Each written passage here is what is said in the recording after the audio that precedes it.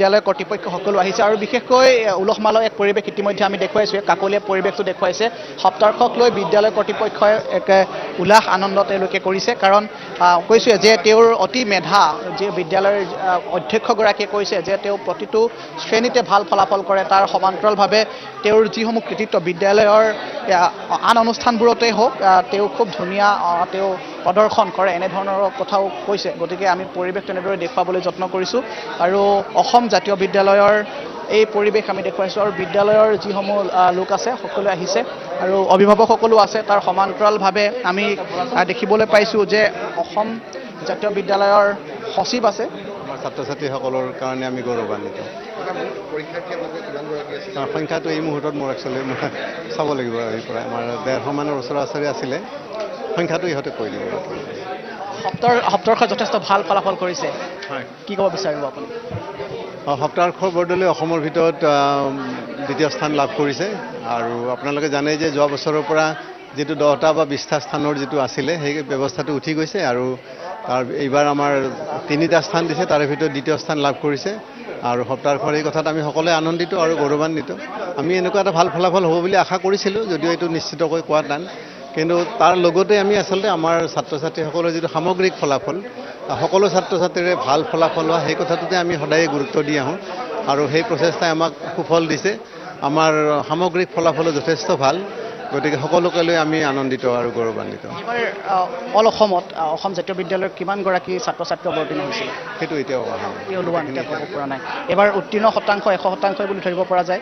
Percentage মই চোৱা নাই পাৰ্চেণ্টেজটো ধন্যবাদ জ্ঞাপন কৰিছোঁ আপোনাক আৰু এনেদৰে পৰিৱেশটো দেখুৱাইছোঁ আৰু বিদ্যালয়ৰ কৰ্তৃপক্ষৰ সমান্তৰালভাৱে যিসমূহ লোক আছে সকলোৱে উলহ-মালহেৰে তেওঁক এনেদৰেই সম্বৰ্ধনা জ্ঞাপন কৰা দেখিবলৈ পোৱা গৈছে আৰু পৰিৱেশটো আচলতে মই কৈছোঁৱে যে সপ্তৰ্ষৰ বুলি ক'লে আচলতে তেওঁৰ যি কৃতিত্ব সেই পূৰ্বতেও এনেদৰে দেখিবলৈ পোৱা গৈছিল বুলি সকলোৱে কৈছে তেতিয়া বেছিকৈ খেলোঁহে পঢ়াতকৈও বেছি খেলোঁ মই কাৰাটে খেলোঁ ফুটবল খেলোঁ বেডমিণ্টন খেলোঁ লগতে তবলা বজাওঁ আৰু মোৰ মিউজিকত ৰাপ আছে অলপমান কিন্তু মই গান নাগাওঁ যথেষ্ট জনাজাত এই অসম জাতীয় বিদ্যালয় গতিকে ইয়াৰ শিক্ষকসকলৰ কেনেধৰণৰ সহায় পাইছিলে শিক্ষকসকলে প্ৰতিটো মুহূৰ্ততে আগবাঢ়ি যোৱাত সহায় কৰিছিল কিবা এটা প্ৰশ্ন নুবুজিলে কিবা এটা প্ৰশ্ন কৰিব নোৱাৰিলে তেওঁলোকে তৎক্ষণাত উত্তৰ দিছিল তেওঁলোকে তৎক্ষণাত বুজাবলৈ প্ৰচেষ্টা গ্ৰহণ কৰিছিল গতিকে এই কথাষাৰে আৰু এনেধৰণৰ কিছুমান প্ৰচেষ্টা গ্ৰহণ কৰিছিল পৰীক্ষা মক টেষ্ট দিয়াইছিল প্ৰত্যেক শনিবাৰে বিশেষ পৰীক্ষা অনুষ্ঠিত কৰিছিল গতিকে এইবোৰে নিশ্চয়কৈ আমাৰ মনোবল গঢ়াত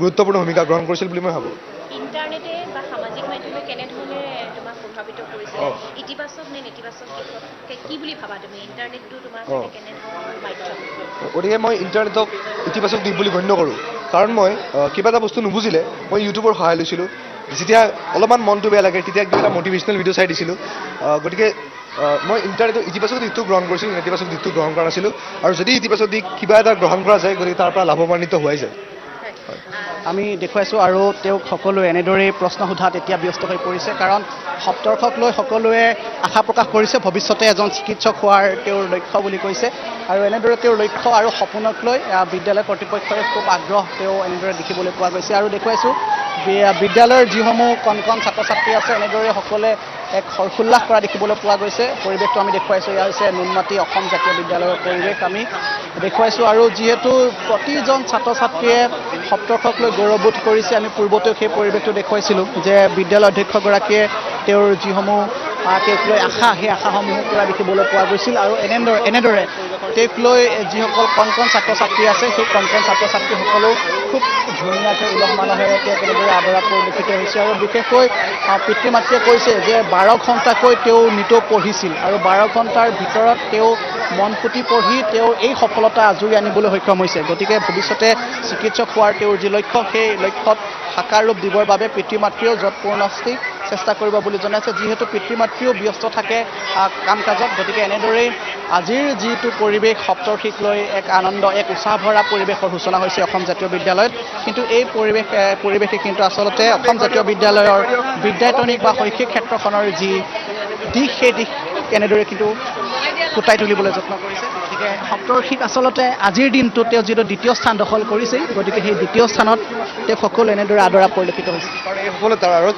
তেওঁলোক লুকাই আছে মোৰ পৰিশ্ৰম কৰিছোঁৱেই কিন্তু তেওঁলোকৰ যি অনুপ্ৰেৰণা তেওঁলোকে যি ত্যাগ কৰিলে তাক মই প্ৰাধান্য দিব খোজোঁ।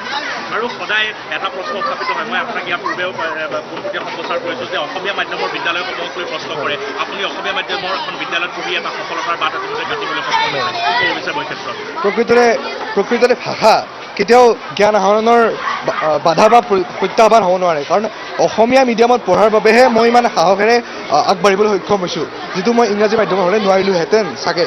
কিন্তু অসমীয়া মাধ্যমৰ বিদ্যালয়ত পঢ়াৰ বাবে শিক্ষক শিক্ষয়িত্ৰী লগতে ভাষাটোৰ প্ৰতি যি জ্ঞান, কাৰণ পৰৱৰ্তী পৰ্যায়ৰ শিক্ষা ব্যৱস্থাটো মই ইংৰাজী মাধ্যমতে কৰিব লাগিব, গতিকে অসমীয়া মাধ্যমৰ যিখিনি প্ৰাথমিক জ্ঞান, অসমীয়া ভাষা সাহিত্যৰ যি জ্ঞান, এই বিদ্যালয়খনে মোক পুংখানুপুংখভাৱে শিকাই দিবলৈ গুৰুত্বপূৰ্ণ ভূমিকা গ্ৰহণ কৰিছে বুলি মই ভাবোঁ। সপ্তৰ্ষীয়ে পঢ়া শুনাৰ উপৰি কি কাম কৰে? আপুনি নিজকে গঢ় দিব বিচাৰিছে, কেতিয়াৰ পৰা এই মনটো দৃঢ় কৰিলে আপুনি? হয়, মোৰ সৰুৰে পৰাই চিকিৎসক হোৱাৰ মন আছিল, কাৰণ মোৰ মা দেউতা দুয়োগৰাকী চিকিৎসালয়ৰ লগতে জড়িত, গতিকে তেওঁলোকক দেখি দেখি মই ভাবিলোঁ যে মই চিকিৎসকে হ'ম আৰু সমাজৰ হকে কাম কৰিম, কাৰণ তেওঁলোকৰ যি ত্যাগ মই সৰুৰে পৰা দেখি আহিছোঁ। তেওঁলোকে নিজৰ ব্যক্তিগত জীৱন বুলি ইমান বিশেষ নাথাকে আৰু তেওঁলোকে নিজৰ জীৱন সমাজৰ নামত অৰ্পণ কৰে, গতিকে মই সেইবাবে চিকিৎসক হোৱাৰ মন মেলিছোঁ। আপুনি এই ফলাফলটোক লৈ কিমান প্ৰত্যাখ্যাত আছিল আচলতে? হয়, প্ৰকৃততে মই আশা কৰাই নাছিলোঁ যে মোৰ ইমান ভাল হ'ব, কিন্তু মই মোৰ পৰীক্ষা বা মেট্ৰিক পৰীক্ষা, মই প্ৰতিটো পৰীক্ষা উৎসাহেৰে লগতে অত্যন্ত গুৰুত্ব সহকাৰে দিবলৈ যত্ন কৰিছিলোঁ, যিয়ে মোৰ সফলতাৰ মূল কাৰণ বুলি মই গণ্য কৰোঁ। কেনেকুৱা লাগিছে তোমালোকৰ দাদা?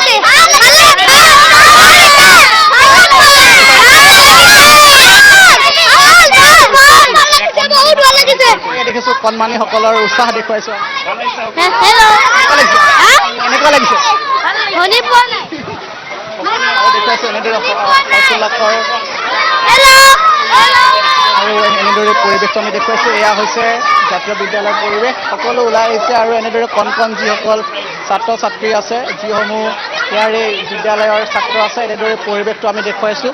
এয়া ওপৰৰ পৰা যিসকল ছাত্ৰ ছাত্ৰী আছে তেওঁলোকেও এনেদৰে বাহিৰলৈ আহি সকলোৱে খুব হৰ্ষোল্লাস কৰা দেখিবলৈ পোৱা গৈছে আৰু সপ্তৰ্ষীক লৈ স্বাভাৱিকতেই নুনমাটিস্থিত অসম জাতীয় বিদ্যালয়ত এক উখল মাখল পৰিৱেশৰ সূচনা হৈছে আৰু কিছু সময়ৰ পিছতে আনুষ্ঠানিকভাৱে যিহেতু অভিভাৱকসকল আহিব আৰু তাতে তেওঁক সম্বৰ্ধনা জ্ঞাপন কৰা হ'ব আৰু কৈছিলে যে 1 নম্বৰ কাৰণে তেওঁ প্ৰথম স্থান দখল নকৰিলে, 1 নম্বৰ কাৰণে তেওঁ দ্বিতীয় স্থান দখল কৰিবলৈ সক্ষম হৈছে, গতিকে সমান্তৰালভাৱে কিন্তু সকলোৱে এনেদৰে এক আনন্দ উৎসাহ দেখিবলৈ পোৱা গৈছে আৰু পৰিৱেশটো দেখুৱাইছোঁ।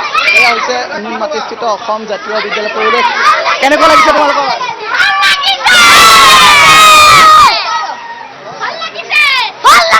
পাঠদান চলি আছে অসম জাতীয় বিদ্যালয়ত আৰু পাঠদানতো আমি পৰিৱেশটো দেখুৱাইছোঁ। মই অকণমান কথা পাতোঁ আহক। সপ্তৰ্ষীয়ে খুব ভাল ৰিজাল্ট কৰিছে। সপ্তৰ্ষ বৰ্ডলৈ হয়, কেনেকুৱা লাগিছে? সেইটোতো আৰু খুবেই আনন্দৰ শিক্ষক হিচাপে আপুনি সপ্তৰ্ষ কেনেদৰে পাইছিল অকণমান কওকচোন। খুব অমায়িক মনোযোগী, সৰুৰ পৰাই মই ক্লাছ 1তো পঢ়াইছোঁ, 5তো পঢ়াইছিলোঁ আৰু অকল পঢ়া বিষয়ত বুলি নহয়, সপ্তৰ্ষ সকলো বিষয়তে খুব আগবঢ়া ল'ৰা আৰু তাৰ ভাল হ'ব ভৱিষ্যতে, আমি সকলোৱে আশা কৰোঁ। ভাল লাগে। কি পঢ়ায়? মই মেথছ পঢ়ায়। হয় হয়। কেনেকুৱা অংকত কেনেকুৱা তাৰ? খুব ভাল, খুব ভাল। মানে ধৰক অকল পাঠ্যক্ৰমৰ বাহিৰেও বাকী বিষয়খিনিও বাকী বিষয়টোত সি উলিয়াই মানে পঢ়িব জানে, অকল পাঠ্যক্ৰমৰ লগত জড়িত হৈ নাথাকে। সেইটোৱে তাৰ বিশেষত্ব। সপ্তাহ আগ্ৰহ থাকে, পঢ়াৰ আগ্ৰহ আছে। সেইটো এনেদৰে দেখুৱাইছোঁ হিমাশ্ৰী। স্বাভাৱিকতে এটা যথেষ্ট আনন্দ উল্লাহৰ সূচনা হৈছে। যিসকল ছাত্ৰ ছাত্ৰী আছে সকলোৱে এনেদৰে বাহিৰলৈ ওলাই অহা পৰিলক্ষিত হৈছে। আমি দেখুৱাইছোঁ পাঠদানো চলি আছে সমান্তৰালভাৱে। তেওঁলোকে সপ্তৰ্ষক লৈ তেওঁলোকে খুব ধুনীয়াকৈ আনন্দ উৎসাহ কৰিছে। কেনেকুৱা লাগিছে তোমালোকৰ দাদাই আজি ভাল ৰিজাল্ট কৰিছে? ভাল লাগিছে, বহুত ভাল লাগিছে। ভাল লাগিছে হয়।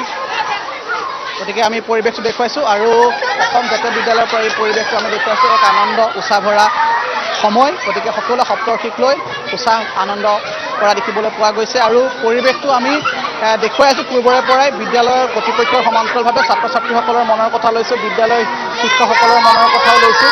গতিকে সকলোৱে সপ্তৰ্ষক আদৰা দেখিবলৈ পোৱা গৈছে। কাকলি আছে, কাকলিয়ে পৰিৱেশটো দেখুৱাই আছে। সকলোৱে আনন্দ উৎসাহেৰে তেওঁক আদৰা দেখিবলৈ পোৱা গৈছে। শিক্ষকসকলে কৈছে যে তেওঁ সকলো ক্ষেত্ৰতে পাৰদৰ্শী, সকলো ক্ষেত্ৰতে আগবঢ়া। গতিকে এই কথাখিনিও আমি সকলোৰে পৰা সুধিছোঁ।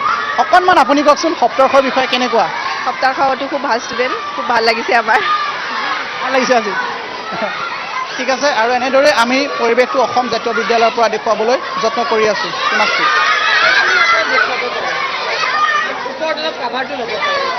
আপুনি দেখুৱাই থাকক এই দৃশ্য প্ৰাঞ্জিত আমি দেখুৱাই আছোঁ নুনমাটি জাতীয় বিদ্যালয়ৰ পৰা সপ্তাহৰ্ষ বৰদলৈ নামৰ মেধাৱী ছাত্ৰগৰাকীয়ে দ্বিতীয় স্থান লাভ কৰিবলৈ সক্ষম হৈছে ৰাজ্যৰ ভিতৰতে এইবাৰ 3টাকৈ স্থান আছে এই 3টা স্থানৰ ভিতৰত দ্বিতীয় স্থান লাভ কৰিছে মহানগৰীৰ নুনমাটি জাতীয় বিদ্যালয়ৰ ছাত্ৰ সপ্তাহৰ্ষ বৰদলৈ ইতিমধ্যে তেওঁ উল্লেখ কৰিছে যে মাধ্যম কেতিয়াও হেঙাৰ নহয় আৰু তেওঁ উল্লেখ কৰিছে যে অসমীয়া মাধ্যমত পঢ়াৰ বাবেহে হয়তো এয়া সম্ভৱপৰ হৈছে যথেষ্ট আশাবাদী হৈ আছে তেওঁ ভৱিষ্যত জীৱনৰ বাবে ভৱিষ্যতে এগৰাকী চিকিৎসক হোৱাৰ মন তেওঁ আছে গতিকে সেই সপোন যাতে ছাত্ৰগৰাকী পূৰণ হয় তাৰ বাবে তেওঁক অভিনন্দন এই মুহূৰ্তত জ্ঞাপন কৰিছোঁ শুভেচ্ছা জ্ঞাপন কৰিছোঁ সমান্তৰালকৈ আমি ৰাজ্যৰ বিভিন্ন প্ৰান্তৰ পৰা ফলাফলৰ খবৰ আমি জনাবৰ বাবে চেষ্টা কৰিম প্ৰথম স্থানত আমিষী শইকীয়া আমিষী হৈছে যোৰহাটৰ প্ৰজ্ঞা একাডেমী ছিনিয়ৰ ছেকেণ্ডাৰী স্কুলৰ ছাত্ৰী প্ৰথম স্থান ৰাজ্যৰ ভিতৰতে প্ৰথম স্থান দখল কৰিছে আমিষী শইকীয়াই 98.50% নম্বৰ লাভ কৰিছে আমিষীয়ে সৰ্বমুঠ লাভ কৰিছে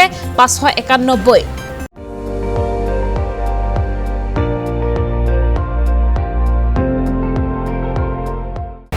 আপুনি চাই আছে ND24 সৰ্বশ্ৰেষ্ঠ নহয় সৰ্বোত্তমৰ দৌৰত